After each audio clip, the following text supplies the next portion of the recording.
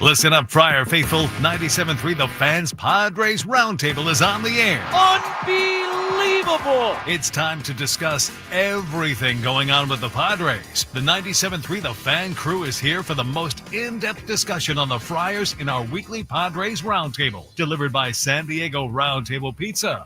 And now, here's your host, Ben Higgins. Things are going well for your San Diego Padres, everybody. Welcome in to our 97.3 The Fan Padres Roundtable, presented by San Diego Roundtable Pizza. It really is pizza royalty. I'm looking down. I see an empty chair all the way on the left. Oh, Matt Scraby. Is he late? Where is he? What's the deal? I don't know. These were optional. I know Tony Gwynn Jr. has a family commitment today. I He's know not one. here. I know one thing Matt Scraby's not doing. Producing our afternoon show. Working extra hard. on that right now. Wow. All right, so you know what? You work with what you Oh, here he goes. goes. He's off screen, but Can't get let in. we should have locked the door. Gentlemen. Should have locked the door. All right, and What time's eventually the 10 to Matt o'clock Scraby's right will be Oh, Stephen no. Woods. Yeah. Apart. Do you have an excuse? You have a good excuse? I do, Traffic? actually. Okay, It's already- good. Okay. Encinitas is construction on every single street. It's insane. A semi tried to get into a construction zone.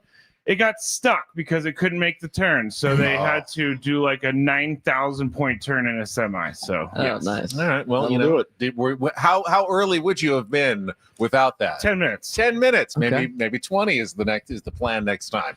All right, next to Matt Scraby is Stephen Woods, Hi, Benji. Paulie Reindl in the middle with Braden Sopranic, Chris Yellow here. You took a couple of strays before you got here. I'm sure I did. Ben, that was such like a disappointed dad right there. Like, Ah. hey, next time maybe you should leave a little bit earlier. You're Well, right, you know, Dad. You're right. I do have two boys of my Yeah, own, there you so go. Pretty sure Pete Carroll used to say, or still says, on time is late. Correct. My rule as well. So all right, let's start very simply and basically today. Padres are in first place for the first time in the second half of the season since 2010. Let's just begin, Chris, with your main takeaways from this 5-game winning streak. Your observations of what you've seen from the Padres this past week. Well, obviously, I'll leave all the congratulations and the plaudits to everybody else. They're playing great. 23-12, I think, since July 4th, which is a good run. It's not an incredible run. I think what nobody saw coming was the Dodgers going 12-21 and allowing us to make up 10 games. But look, the trade deadline acquisitions have lengthened the lineup. It's pretty obvious. The bullpen is, even better than it already was. And they've scored 4 runs, I think, in 13 of the 17 games. They've only lost 1 of those. They score 4 runs. Go home. It's a great thing right now, and I just hope it holds up because there still is 6 weeks to go in the season. I get the feeling we sense the finish line, and it's really quite still a ways away. Braden, we were just talking on our show. Obviously, there are going to be ups and downs from this point on, but this isn't simply just one of those up parts of the season. It is, but just compare it to the last time the Padres went to San Francisco. 4 one-run games, 2 one-run wins, 2 one-run losses. Now you go to San Francisco and 3 convincing wins. The Padres at least have the capability of doing that now. They don't have to eke out every single victory like they did in the first half of the season. Yeah, and I think a lot of it's 7, 8, 9 in the order that lengthened the lineup. Adding good solid major league bats to the lineup and getting that length and having guys like Jake Cronenworth bat in 7, 8, 9 spot. Freddie Fermin at the number 9 spot in the order has been great. And then you've mixed in some other players down there. Ramon Laureano is overqualified to be a 7th hitter in a batting order, but it's good problems to have. And I think the length of the lineup is really starting to pay dividends early on here. You're starting to see this team gel with all the new faces. And as Chris said, the other night when they had the lead, I think a lot of people flipped over to see what the Dodgers and Angels were doing because as soon as the Padres went up 4-1, you're like, oh, this game's probably over with the bullpen that they have. So everything's working on so far. But as Chris mentioned, we still got a handful of weeks to go. Woods, just your general thoughts here of this 5-game winning streak and what you're seeing from the team. A lot of fun, man. And I think, last weekend, just getting bodied by the Red Sox and then coming back to win those next 2 were the kind of turning points for me. I expected to beat the Giants. I did. There's a bit of phoning it in on their part, as you could see if you watch that series in San Francisco. But to come back and win Saturday and win Sunday against the Boston Red Sox was when I went. I mean, I've thought it at points this season, but it was the time when I went, oh, okay. Dylan Cease realizes he's not going to be traded, goes out and throws up a dominant game. And the bullpen was nasty, and the clutch hitting and good defense. I thought it was really, I don't want to say a turning point, but a part for me where I went, now that's legit. That's a legit squad. Paulie, it's been suggested that not only the lengthening of the lineup, but getting more production at the bottom, as Braden said, that's key, but taking the pressure off of everybody. Are you seeing that kind of trickle down effect that everyone seems better just by not feeling like they have those big gaps in their lineup now? I mean, even the insanely hot start to the season, I'd have to go back and look. I feel like there were a lot of those games where they won, but it was high stress, high leverage, as high leverage as the first week games can be, whereas we didn't have a lot of opportunities where you could not have to use any of your high leverage guys and then go another game and not have to use any of them and then get a day off and get guys like Mason Miller 3 consecutive days of rest heading into a big weekend.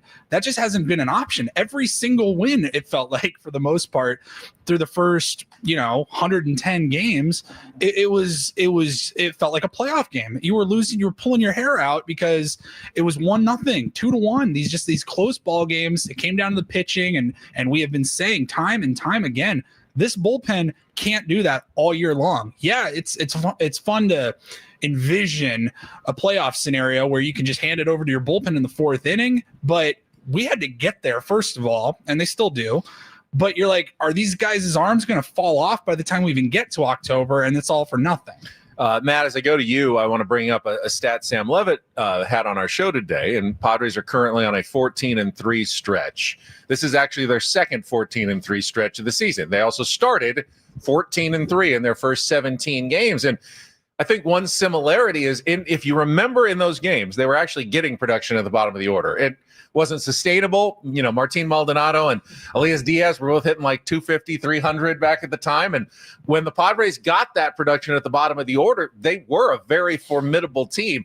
But now it feels like you can expect it to continue, as opposed to then when we were all kind of waiting for those guys to go back to being who they had always been in their career. Exactly. I mean, the bottom of the order is the spot where we've been complaining about all year, which included the catcher. And I think getting Freddie Fermin may have been one of the more, maybe not the star-studded trade of the trade deadline, but getting him has changed his team because he's able to hit home runs, as we saw. He's able to get on base, and it changes everything. Now a pitcher has to worry about every single spot in the lineup. And if it's not like they get to 7, 8, 9 now and they're like, all right, here's my 3 outs, I'm going to get up, get down. But the bottom of the lineup is producing, and from 1 through 9, I truly think each guy is contributing in a big way. We're going to talk a little psychology today here on the Roundtable. Again, it's our 97.3 The Fan Padres Roundtable, presented commercial-free by San Diego Roundtable Pizza. It really is pizza royalty, both team psychology and fan psychology, because it's been a big topic for us this week. Okay, here the Padres are in first place this late in the season. This is what we always wanted. But, Braden, how excited are you letting yourself get at this point as a Padres fan, and how optimistic should we be about their chances now to finally bring a championship to San Diego? I think you should be very optimistic and very fired up about this team. I think they do a lot of things right. I think they take care of the little things now with the new additions that they have. I think they've eliminated most of the problems that they have had for the majority of the season. And I think right now is the time to strike. I think Tom Krasovic put out a column the other day about this being the time to strike for the Padres, and he goes through the National League. I mean, the Diamondbacks had a regression year. The Giants haven't been very good. The Dodgers have continued to, really struggle for now the majority part of the summer. And you look at the rest of the National League, aside from maybe the Brewers and the Phillies, who, by the way, you've taken 2 out of 3 from the Brewers, and you've split the series with Philadelphia.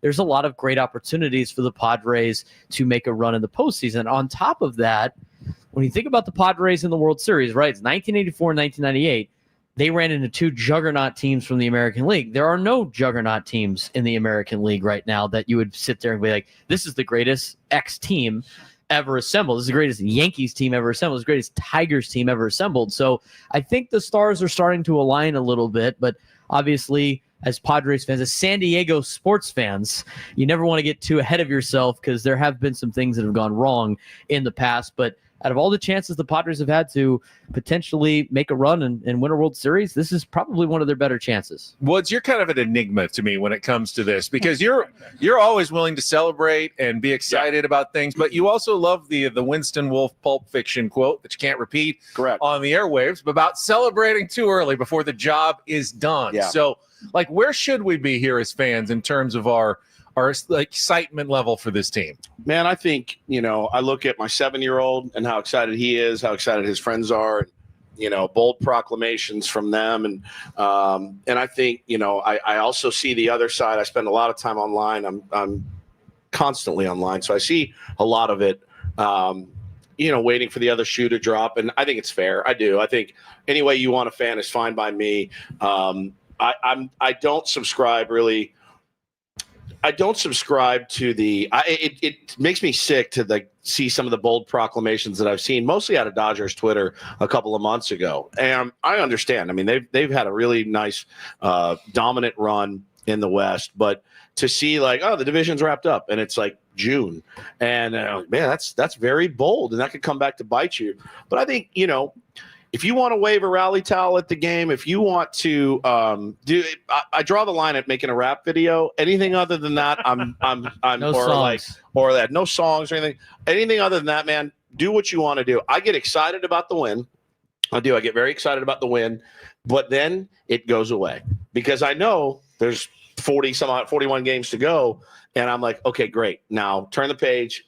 It's such a big series this weekend, but it can't be the be-all, end-all series. It just can't be. It can't be like, oh, my God, the Dodgers, they're a beatable team. You just go beat them. Matt, for me, I think it's always, you can be excited without getting cocky or arrogant. Correct. Yeah. Because there's no reason to be cocky. Wait a minute, he can't do it. Well, there's no reason. He cannot get excited without being cocky. There's zero reason to be cocky or arrogant about the San Diego Padres. There's every reason in the world to be optimistic and excited because I look at baseball right now, as Braden said, I don't see any team that the Padres can't beat. Correct. I don't see any team that goes, the Padres could probably make a deep run in the playoffs, but let's be honest here, this division series is the Phillies year, right? There's no put it this way. If you had to guess, does the champ come out of the AL or the NL? I think the NL as well. But we all think the NL, it's a so that short means series. It'll be the AL. The AL is lucky because they're guaranteed at least one team in the World Series this year, so they'll have a chance in a best-of-7 series. But to me, Matt, I think excitement is more than justified for the Padres fan base right now. Yes, everybody enjoy this. This is these are some of the moments that you're going to talk about years from now of how exciting it was when they took back first place in the National League West. I am so excited about this team. My cousin is getting married on October 24th, which coincides with World Series game number 1. I notified her I will not be there if the Padres are in the World Series because I am that confident in the Padres making a deep run. This is exciting. People just enjoy it. He just killed us right there. Guys, don't book any flights or anything like that to any American League cities. Please don't. Let's just hang on. Paul, you're both measured and excited at the same time. I think you're like all of us, right? Yeah, I mean, we're conditioned to feel certain ways and just kind of know that the inevitable is coming. And I was thinking about it the afternoon of the trade deadline. Actually, I go, these SOBs. It's the third time in the last couple of years now where I can feel my hopes starting to go up. And it didn't work out well the first 2 times. So I have reason to believe it won't work out the third time. And I'm not going there. I'm not dooming yet. But I thought after the 2022 trade deadline, getting Juan Soto, thinking you were getting Fernando Tatis Jr. back, I go, well, this is going to be the greatest team ever. Wait, there's who can beat this team? Didn't work out. Thought towards the end of last year, I was like, the Padres are probably the best team in baseball. They should go on and at least get to the World Series. Didn't happen again. I started feeling the same way after looking at the completed roster without having seen them even play one game yet with the new roster. And they've played so well. And I've started to let myself begin to go there and be like, man, this could be something special, but it's baseball, man. It's so hard. It is so hard to know. Chris, it's kind of weird. Saris was telling us this morning, the playoffs are always the great equalizer because they're so unpredictable in baseball in a short series. And normally that's where we always rested our hopes. Yeah, hey, if you can just sneak in as a wild card, anything can happen in the playoffs. Now you have a team and you're going, I kind of hope that not anything can happen in the playoffs. I hope sometimes that just the best team can go on and win, because the Padres are looking a lot closer to being the best team than they are to the one that sneaks into the playoffs and hopes for a miracle.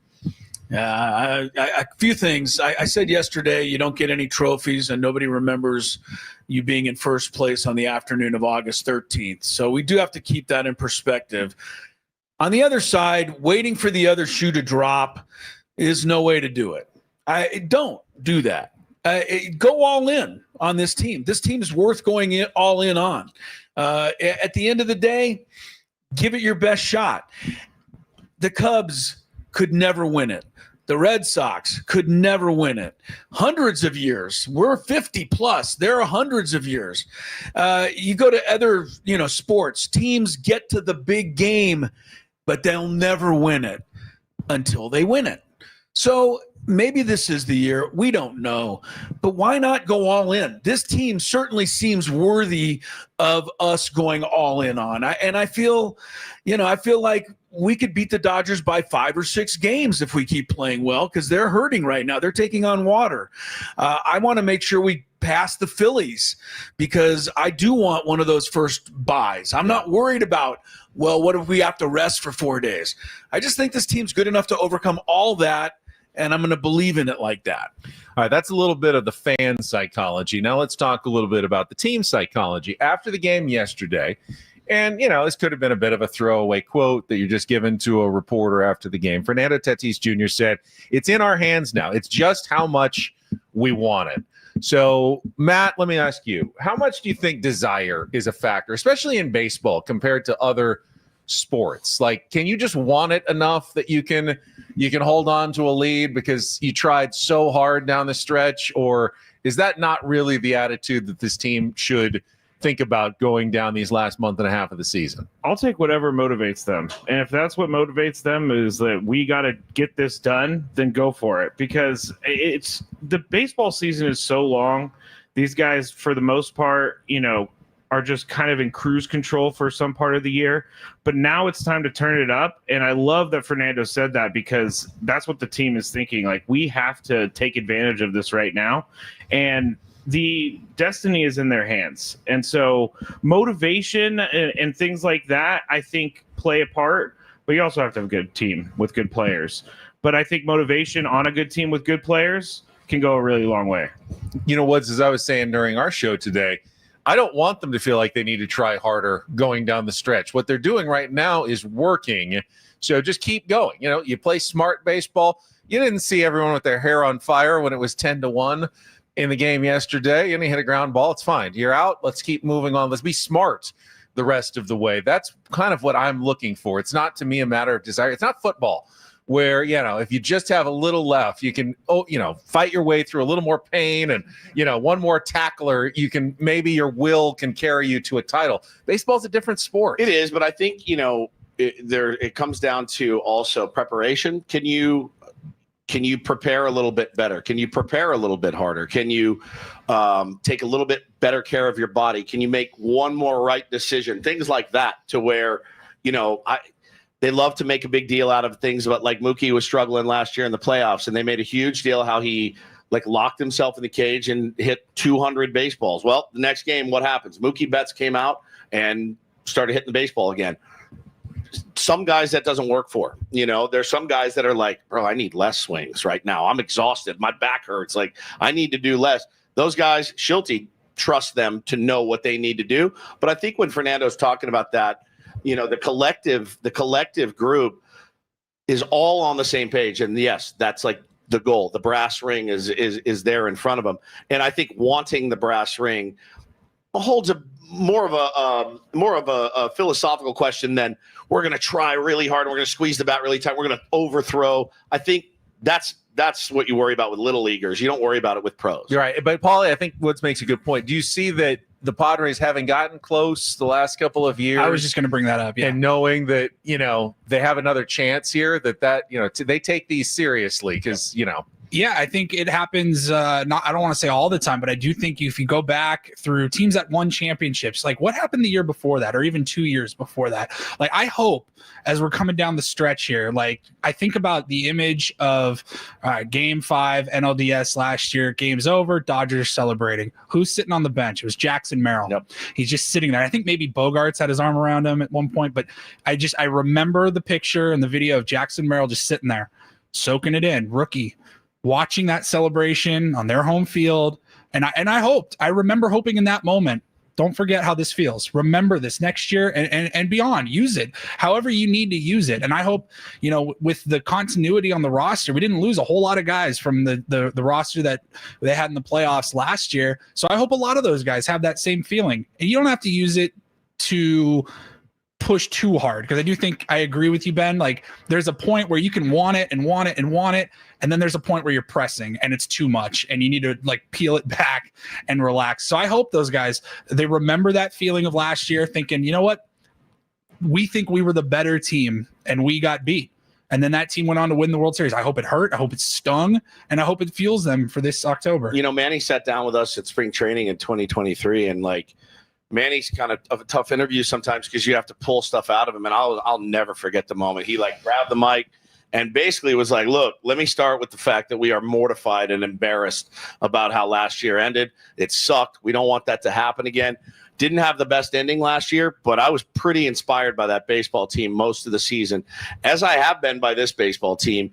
And, I think with the leadership that the Padres have, the guys that have obviously been there before, you hope that some of that factors into, getting through these last 41 games. But you're seeing, as of recently when you're playing well, you're seeing Jackson clench his jaw a little less. You're seeing a few more smiles from Fernando, all those things that everyone loves to really pick on and look for. Just continue to have fun being with your brothers, playing baseball as hard as you can, and they've done that. They got so many resources too. I was thinking about like some of the new acquisitions that you got, like Nestor Cortez. I know he got lit up last year in the World Series. That can still be a good thing. He was in the World Series. He was in the World Series. Can you imagine Michael King in a big October game? Maybe some nerves. I don't know about Michael King, but I'm just throwing him out there as somebody that doesn't have a ton of that playoff experience. I'm like, that's a guy that Nestor Cortez, who may not even be on the roster, the playoff roster, but can still lend an ear and be like, hey man, like I overhyped myself. I got in my dome. It didn't work. Whatever went wrong for him last October, that's something now that was a negative that can be used as positive. I think Paul's onto something, because I said last year, and this was about the Lions when they lost in the playoffs, but teams need failure to get to that place where they can win a championship. And if you're a team that sticks together and you go through that failure together, you're going to learn from it and you're going to be better. That's why we see teams get to the top a couple times and then they finally win it, because they are able to get over that hump and they have the experience. I was just going to bring that up, and I was going to ask Chris because he might have more specific examples, but it does feel like sometimes a team comes out of nowhere and wins a championship, but for the most part, there's an arc. There's the rise where you go through some struggles and then you finally get to the postseason and you're happy to be there and you're eliminated, but you get some experience. And then you go through a run, but there's probably a heartbreak at some point where you get a lot closer, but the brass ring is taken out of your hand. And finally, after you've gone through those, you're ready to win a title. And, I don't know if you feel that way, but do you feel like this Padres team psychologically might be ready to win a title this year? The only team I can think of in recent vintage that hasn't had to lose a few and to win championships are the teams managed by Bruce Bochy. Yeah. The Giants won 3. I don't think they lost any. Yeah. Texas came out of nowhere. They won. I'm a little historical perspective to this question. I don't know if you've ever watched that show called America's Game on the NFL Network, where they go through all the Super Bowl champions and they interview players from those teams. I've never watched an episode where one of the players interviewed hasn't said, we remembered the pain of losing last year. That motivated us. this time. Our Super Bowl run started when we walked off the field having lost the year before. So I think it's very real. And I think the Padres have been through enough pain. All of us went through it for the last 2 games last season, to help. I think it is a real thing. And I agree with Woods when you say motivated, it's not necessarily to run half a meter faster. Right. It's to prepare yourself. It's to do the little things to get yourself ready to win. Yeah, that's why Jackson Merrill watched. Make no mistake. 100%. That's exactly why he watched last year. And I think, there's a tendency when things are going well, and this is a radio host too, when things are going really well, you're like, well, I don't have to go the extra mile or cruise it. Everything's great. But I think, what separates the good from the mediocre is the one that says, this is when I actually have to probably do a little bit more and should be a little bit more prepared or whatever. And I don't think it's any different in any walk of life. Sales, recruiting, baseball, football, basketball. I think, the people that are willing to put in the extra are the ones that are going to come out on top. And, I can't even imagine. I wrap my head around the work that these guys put in from the offseason through spring training, the minutia of baseball, sometimes the heat and the travel and all the hotels and the bad food, and to get that far and lose and be like, this was a really good chance we had. The Dodgers were decimated and we just stopped hitting. It's got to stick in their craw, but you can't let it become the ghost that hovers over you. It is a really good point because it's human nature. If you've had success, you don't want to mess with it. Right. I don't want to do anything different. I don't want to do anything different or extra. It's never a bad idea, though, to be more prepared, put in more Correct. work. So don't get complacent. The Padres don't look complacent. Braden, don't. do you think psychologically this team is ready to take that last step perhaps this year? Yeah, because I think they're focused. I think they brought in some guys that are laser focused too. I was down there for Ramon Laureano's introductory kind of scrum, and that guy was locked in and serious. I mean, he was a no nonsense kind of individual was the vibes that I got from him. And I think a lot of the players that they brought in understand what's at stake, and they have bought into what the Padres have established as what they expect and what they want to do this year. I think you've seen a lot of maturity out of Manny Machado over the last handful of years. I think he's in a really good spot. I think for everything that's been going on with Fernando off the field, I think he's been able to still put together a season that he might not like in terms of overall production, but still a good productive season. And you look at some of the players that they have. I mean, they got veteran guys that have been there and done that before. I mean, they even have players that aren't playing right now, like Joe Musgrove, that's been in the World Series before with a former team. Xander Bogaerts has been in 2 World Series. We mentioned Nestor Cortez, and I'm sure there's more. Yu Darvish has been in a World Series. So I think that experience goes a long way. I think Mike Schilt does a good job of getting the most out of his players and getting them to give max effort. And, we've seen a little bit of a different deal with these guys compared to what Bob Melvin did with these guys. And I think overall, everything working together is a big reason why they're going to be ready to win psychologically throughout the playoffs. All right. Middle of our 97.3 The Fan Padres Roundtable, presented commercial free by San Diego Roundtable Pizza. It really is pizza royalty. It's back. It's been a while since we've had a draft. You all remember the rules? You can't pick someone who's already been taken. I will lay out the question. The order of the draft is simply geographical. Matt Scraby right on down the line. And here's the question for our roundtable draft. Padres have won 14 of 17, including 5 of those before the trade deadline actually hit. So, Matt Scraby, who's the MVP of this recent run for the San Diego Padres? Gosh, you put me on the spot, and I'm forgetting everybody who plays. You got everyone to choose from, though. So you can't be wrong, everybody right? to choose from, and I'm forgetting Tyler all about Wade. it. No, Tyler Wade. He's the MVP. That might be a bad answer. He's the MVP in spirit. I'm just gonna say the answer that first came to mind, and I know that some of those games were done before the trade deadline, but I do think Ramon Laureano has helped this team a ton. Good answer. And left field is. You got your left fielder now, and he's a gamer, as Braden said. He's a serious guy. He wants to win.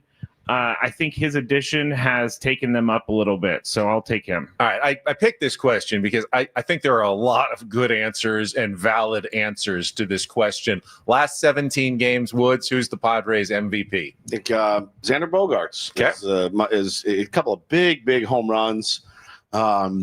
and just a kind of calming down for Xander, honestly was much maligned.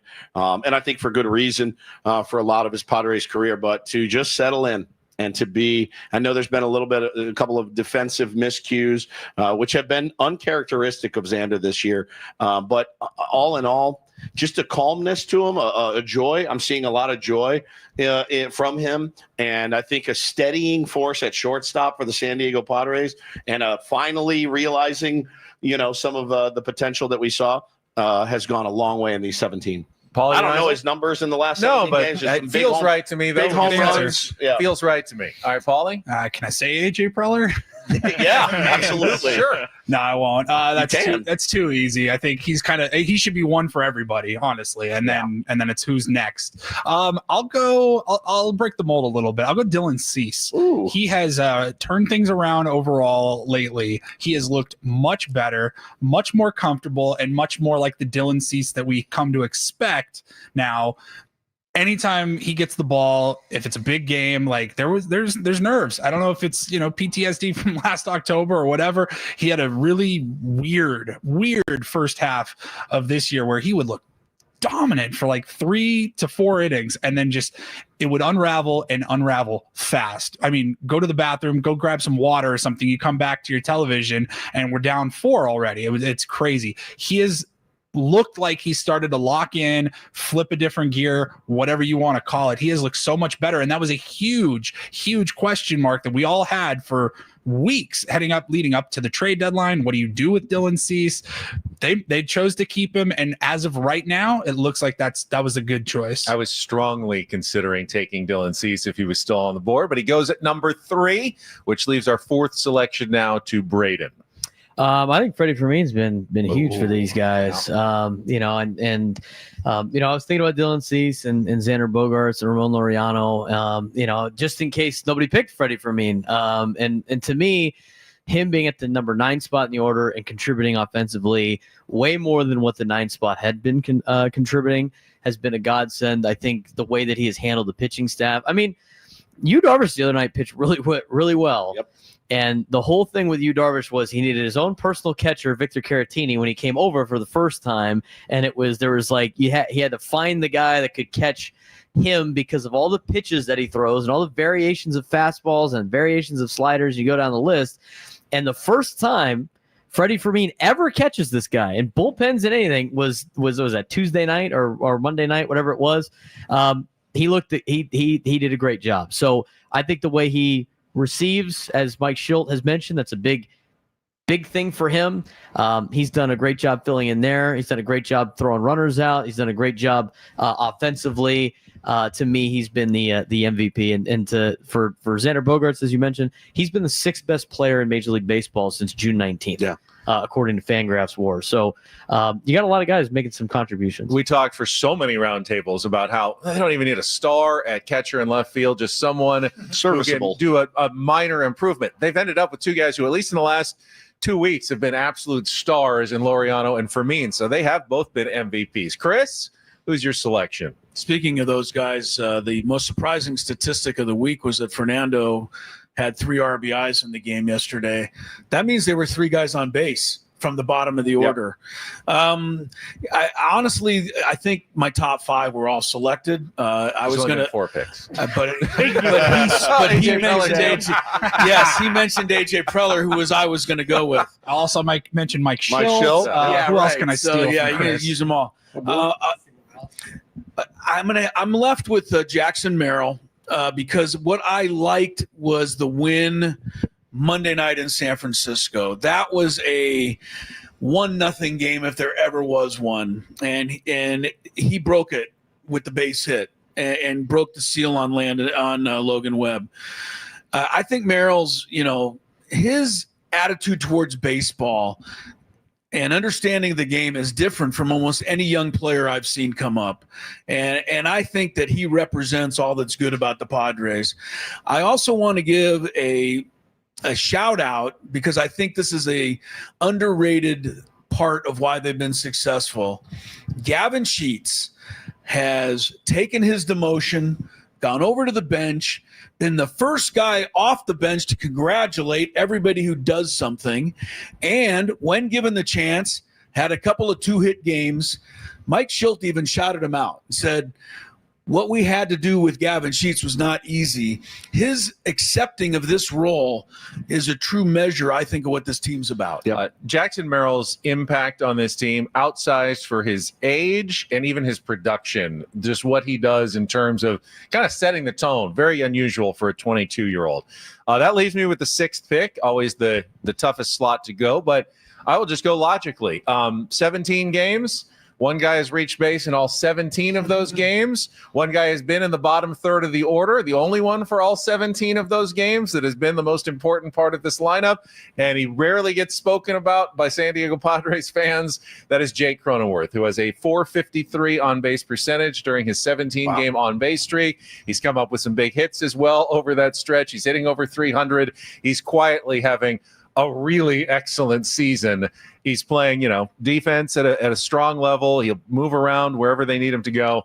Jake Cronenworth has done a really good job quietly these last 17 games. Now, I think it's interesting that no one mentioned either Manny Machado or Fernando Tatis Jr. And I wanted to bring this up because I've listened to Chris a couple of times on rants on the Gwynn and Chris program about how could Fernando Tatis Jr. have such a much higher WAR than Manny Machado? Manny Machado's got to be the most valuable player for the Padres, not Fernando Tatis Jr. So I want to turn to, we know your answer is Manny Machado, but I want to turn it over to everybody else to debate, like who brings more to this team, Fernando or Manny? Because Chris has gone out on the Manny limb because he doesn't really like the WAR statistic. Who do you love more, Jack or Graham? I know it's tough. Kids like. That it's a very loaded You really question. think it's a close contest this year think, between the two of them? Year, I think Manny's been the most consistent player we've had.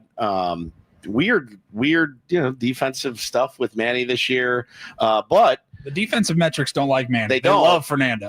Exactly, but again, if it's Game 7, there's no one. And I mean no one I want at third base more than that guy. Not a soul on the planet. You can tell me, Brian Hayes has better range, or he is the only guy I want to make the short hop play or the funky tag, or, is he going to dive into the hole like he used to? Probably not. But he is the guy I want at third base in a Game 7 that I feel massively comfortable with. So, and same goes, for Fernando in right field. The catch he made yesterday was staggeringly great, but I think it's Manny. They've both been very valuable, but I almost called into your show, Chris, because, which I really wouldn't have done. Please do. I feel like it would have been embarrassing. Scraby would have never seen the call come in. But, but wow. you rail More against shots. the WAR statistic, and I know it's imperfect, and I know you can't really quantify defense, which Fernando's has been amazing. He made another unbelievable play yesterday in the series finale against the Giants. I wanted to throw this because I read this on our show as well. Here's a statistic that you can't deny is important in baseball: runs scored. That's the name of the game, is scoring runs. And if you look now, it used to be back in the day, we talked about like Brett Butler would score a ton of runs because he'd get on and someone would homer him in. But nowadays, you put your best hitters at the top. The leaders in runs scored in Major League Baseball, top 10, they're all superstars. Shohei Ohtani, Aaron Judge, Juan Soto, Fernando Tatis Jr., Ellie De La Cruz, Kyle Schwarber, Vlad Guerrero Jr., Julio Rodriguez, Francisco Lindor, Cal Raleigh, Corbin Carroll, Kyle Tucker. Fernando's third on that list. Nothing but superstars. Does that not tell you how important and how valuable he's been for the San Diego Padres this season? Because what he's been doing, that's where you put your superstars at the top of the lineup. He's a superstar. He's not better than Manny Machado. Why do you hate Fernando Tatis Jr.? There you go. You hate him. Why do you hate him? Why do you hate him? That's what the Can I answer? I think with Fernando, you don't get the questions about body language with Manny. You don't really get. He's Manny. Manny is Manny. Fernando is a bit more mercurial, right? If he's hot, if he's happy, you'll know it. If he's down, you'll know it. Manny is 4 for 4. He looks the same. If he's 0 for 4, he looks the same. People get mad when he's 0 for 8 and blows a bubble, right? But he doesn't care. Fernando wears it. He wears it on his sleeve, and he's a different type of player. Both massively valuable to this team. Wouldn't be anywhere near where we are without either or both of them. But it's not a bad point you make, Benny, for Fernando Tatis Jr. being more valuable, but this is literally like picking my favorite child. It's impossible to really decide. They're both incredibly valuable. I want to make the point, and if Braden or Matt or anyone wants to say anything else, I just feel like I keep hearing from fans, what's wrong with Fernando? Yeah, what's he's wrong a top with 5 WAR player, and I think the answer really is nothing. It may look a little different because he's not hitting as many home runs, but his actual value and contribution to the team is as sky high as it always is. Maybe in a slightly different way, but the team is winning. He is scoring runs at the top of the lineup. Let's stop complaining about it and just enjoy what he's doing. Anyone else? Yeah, well, I mean, Fernando's your best athlete, and to me, Manny is.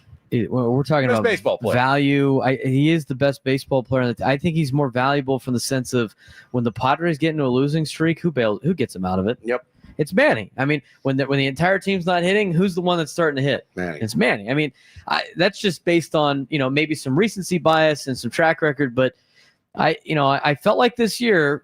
When they first started to struggle and they started losing players, the one that was almost single-handedly carrying them, and I'm talking about when they were playing the Astros and the Tigers, like early on, right? Ariz is out, and they got some other guys out. Merrill's out.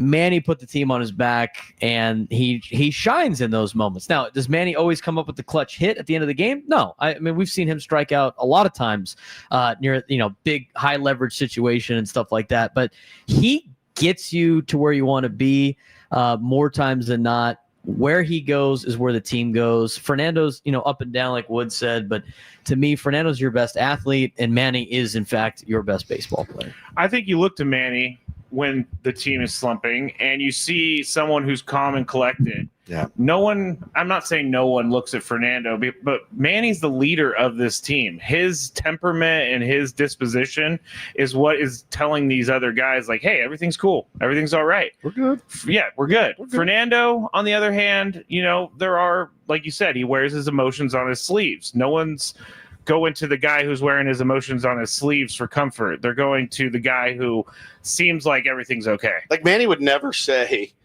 yeah, when I get in the batter's box, I'm up there facing my demons. That was a very telling quote from Fernando, but I love that about him because he's not afraid to tell you how he feels. Manny's like, hey, Manny, you're 0 for 30. That's baseball. Man, that's just playing baseball. Look at the back of my baseball card. It'll be there. And it's like, yeah, that's kind of the paternal figure that you need sometimes when you have a team of some young players as well. And I've always loved that about Manny. Imagine being so confident when you're great and so confident when you're not great. It's incredible. Yeah, I think it comes with he's got way more experience too. Yeah. Right? I mean, how old's Fernando? 26, right? He's 26. I mean, Manny Machado when he was 26 was a lot different than he is at 32, right? No question. What he was like in Baltimore, wearing emotions on his sleeve, Correct. Always in the center of attention. Very much Fernando-esque. Right, very much Fernando-esque, and now he has matured into the sense of being that veteran kind of presence. Yep. And I think the experience is definitely the reason why also Manny was more valuable if you had to pick. What a Fernando, great mentor, by the way, Fernando is going to get to that point where Manny's at now, and he's still going to be a Padre, and we're going to have that. I mean, we don't know, but you would expect to have that more mature, calm, like it's just going to pass the baton from Manny to Fernando. I agree with you. I was going to bring that up, that Fernando's like kind of a manager, or not a manager, but like a team leader in training right now.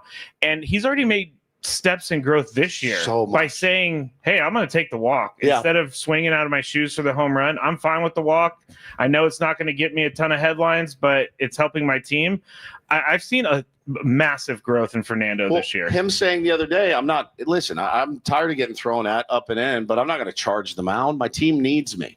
Right? I'm not going to go out there and risk something when my team. He said he was kind of worried what he might do when he got out there. Yeah, exactly. I've never seen that guy mad. Let's add that into the mix too. Exactly. I think he's nervous that he might do something. I'm afraid of what I'll do, and he gets. I see a lot of fan bases. They call him soft and they call him whatever. Fine, it doesn't matter. You would kill to have that guy on your team patrolling right field. I don't care who you are.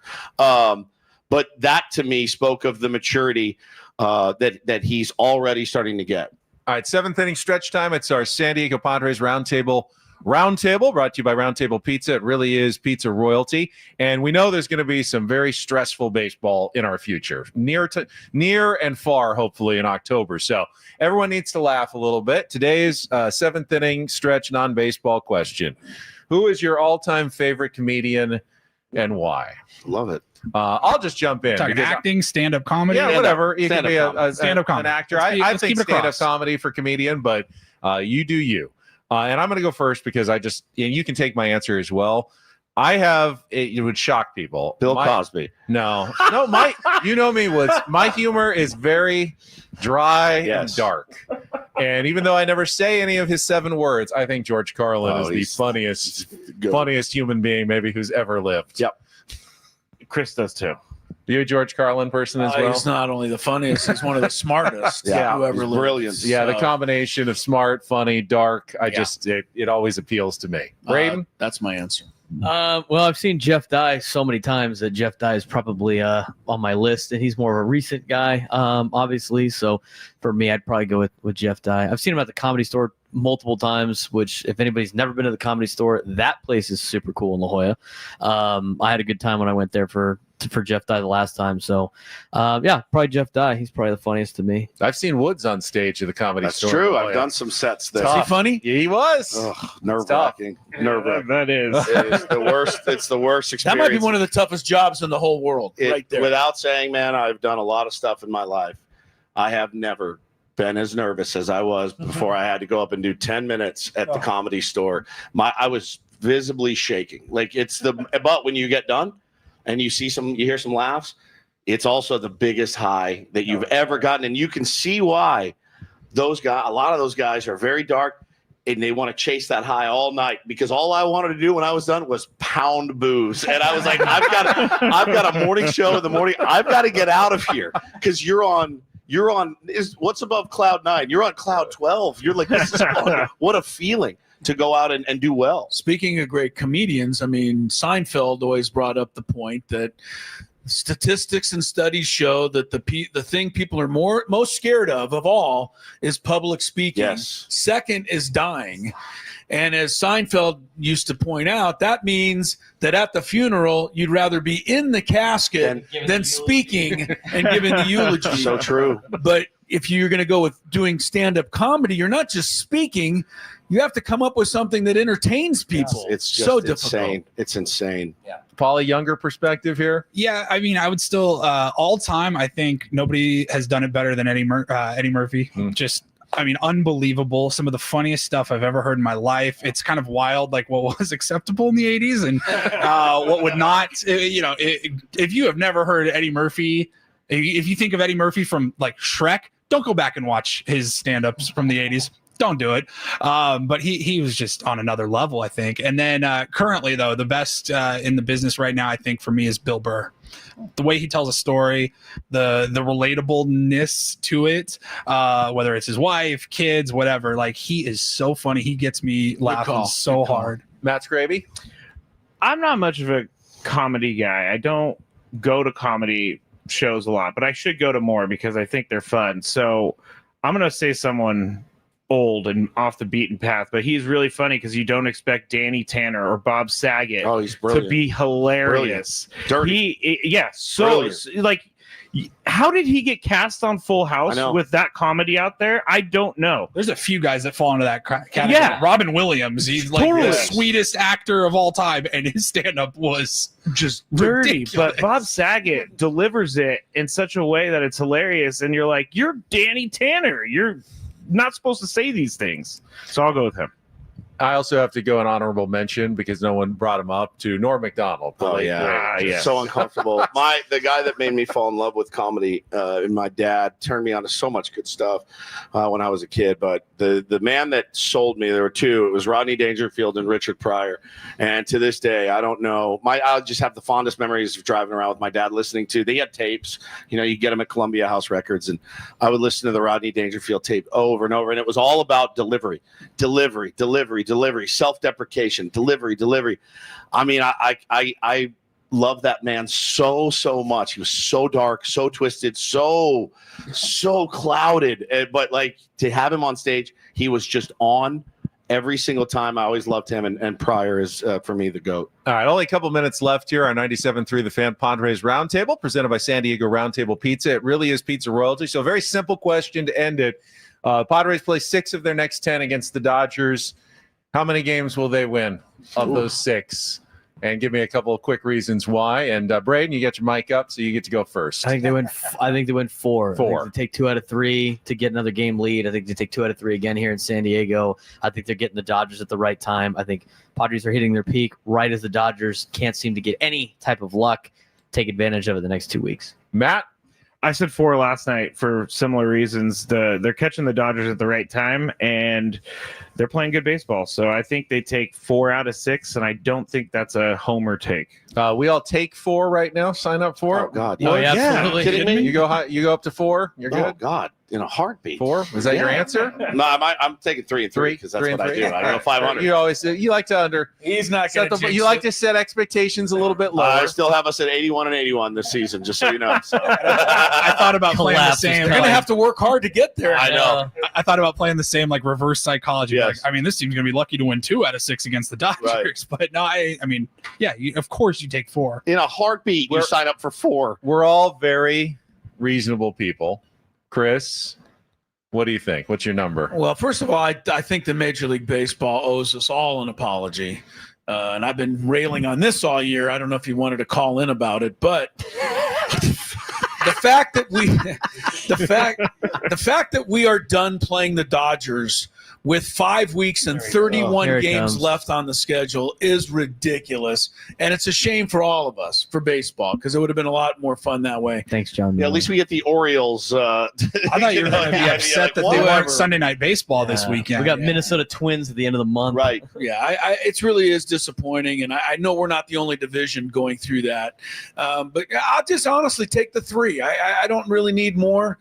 Just keep it status quo. Yep. I think we can beat the Dodgers down the stretch. So just stay where we're at. It's interesting because as the Padres head into this series, I would argue that both teams are kind of in the same boat. The Dodgers need to win 3 of the games because they can't afford to fall any further behind, but they're also trying to bide their time to get their relievers healthy. They need to win 3 because they don't want to start burying themselves 3 or even 5 games behind the Padres.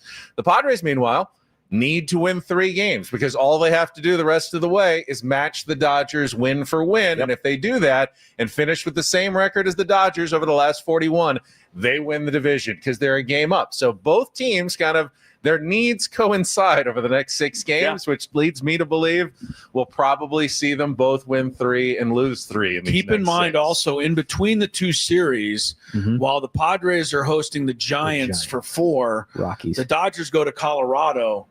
I'd almost rather play the Giants. I would Yeah, too, man. same. But That let me house of just horrors. point out the Dodgers are 7-0, I think, against the Rockies They're overdue this to year. lose So, one. well, I'm just something to keep in the back of your mind during this stretch. And the Giants look dead and buried after this week. I'm just hoping the Giants can find it in themselves when they play the Dodgers 7 times in September to find a way to win. Hey, 2 real of those. rivalry. Real You never rivalry. know. Right, You never know. At some point because they don't look like they were trying very hard the last couple of days, to be sure. Shout out to Ramos. All right, well, this is going to be really interesting, guys, over the last 6 weeks of the regular season into the postseason. A lot of scoreboard watching going on. As Chris said, got to keep an eye on what the Phillies are doing. Padres just a half game back heading into their series for the 2nd seed now in the National League. Maybe the Brewers are uncatchable, but 2nd seed's just as really good as the 1st, other than that home field advantage. So we'll see what happens, but it should be quite entertaining over the rest of the year. That's it for us. We will be back next Thursday at 10 a.m. for another edition of the Padres Roundtable. For Matt Scraby at the end, say goodbye, Matt. Goodbye. Woodsy. Bye. Paulie Reindl. Goodbye. Braden Soprenich. See ya. Chris Ello. Maybe I will call into your show at some point. Please You're always, you're welcome, Ben. Mike Prosser Anytime. on the controls. Adam Klug back in our studio. Thanks for joining us on our San Diego Padres Roundtable presented by San Diego Roundtable Pizza. It really is pizza royalty. Have a great rest of your day.